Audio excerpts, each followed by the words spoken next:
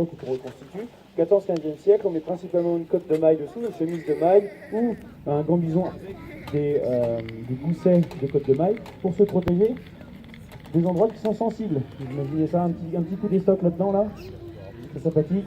On va taquiner des artères, on rentre dans l'articulation, on fait un léger mouvement, on sort. C'est cool. Donc on met de la cotte de maille sur ces parties-là. Parfois des jupes de maille pour se protéger les... Enfin par là quoi. L'arrière des joues également, puisque toute lame d'acier rentrée dans une articulation, ça gratouille.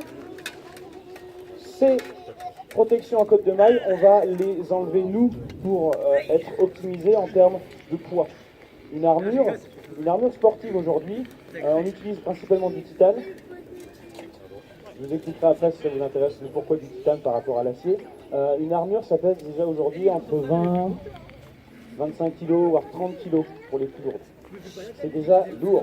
En acier dit doux, donc beaucoup moins carboné que l'acier qu'on peut utiliser aujourd'hui comme type d'acier. On peut monter jusqu'à 40 voire 50 kg d'armure. Vous imaginez bien, c'est très compliqué de bouger avec ça. Aujourd'hui, les pompiers ou les militaires en charge opérationnelle, ils sont aux alentours de 20-30 kg.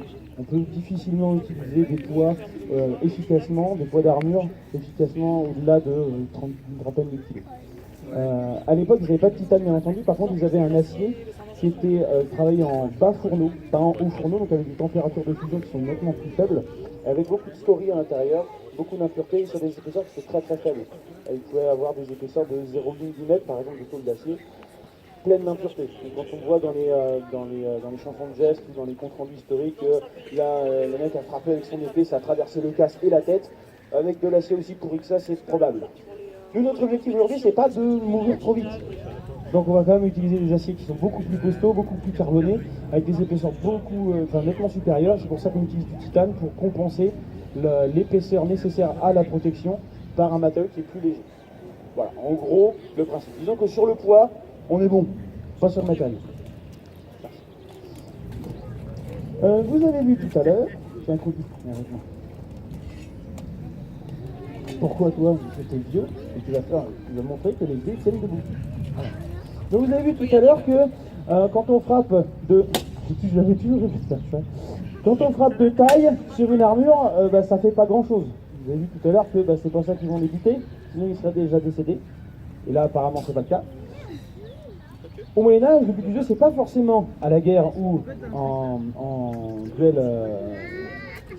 duel judiciaire, c'est pas forcément de tuer, dans le judiciaire un petit peu quand même, mais c'est de faire verser le sang, ou au moins, à la guerre, de mettre hors combat.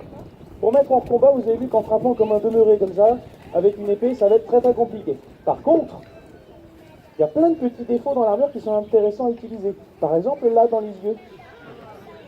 Ouais. C'est la méthode de ce côté-là, faut que la bonne voix. Voilà. Regardez là. Oui, c'est le nez ou c'est les yeux. Dans les deux cas, ça fait flotte. C'est rigolo. Ah bah oui, ça fait un peu peur, oui. On peut aussi planter à l'intérieur des coudes, par exemple. Je fais un tour comme ça. À l'intérieur des coudes, même s'il y a de la cotte de maille, hein, les pointes de lame étaient spécialement faites pour être très fines sur le bout, sur le faible, et s'évaser assez rapidement de manière à faire exploser les anneaux, ouvrir les anneaux pour pouvoir mieux perforer le gambison et le corps qui était contenu dans le gambison. Voilà. On peut aussi frapper des stocks sous le bras, comme je disais tout à l'heure. C'est très sympathique parce qu'on va récupérer des artères, on va récupérer pourquoi pas le système veineux, on va rentrer dans l'articulation, un léger mouvement de rotation, pop, l'épaule sort, ça met hors combat. Le but du jeu, c'est de mettre hors combat. Donc là, avec un bras en moins, on est déjà plus chafouin. On peut également frapper au pal. J'ai dit non. Au pal. Me demandez pas pourquoi, j'en sais rien, en tout cas, je sais que ça fait mal. Ça, c'est sûr et certain. Donc voilà, on peut frapper ici. On peut frapper aussi sur les pieds. Hein. Un estoc dans les pieds, quand on a cette ferraille dans le pied rentrée dans le sol, on bouge moins. On est un peu en pivot, mais voilà, on a des humeurs. L'intérieur des mains aussi, toujours intéressant. Ça gratte, c'est désagréable. Très intéressant aussi, passer sous les protections dans la gorge. On n'en meurt pas forcément, mais souvent. C'est assez régulier, c'est récurrent. Hop. Hein, c'est les protections. On peut aussi frapper avec une épée, pas uniquement avec la pointe, on peut frapper aussi avec le pommeau. Un bon coup de pommeau, voilà, ça fait un petit ouh.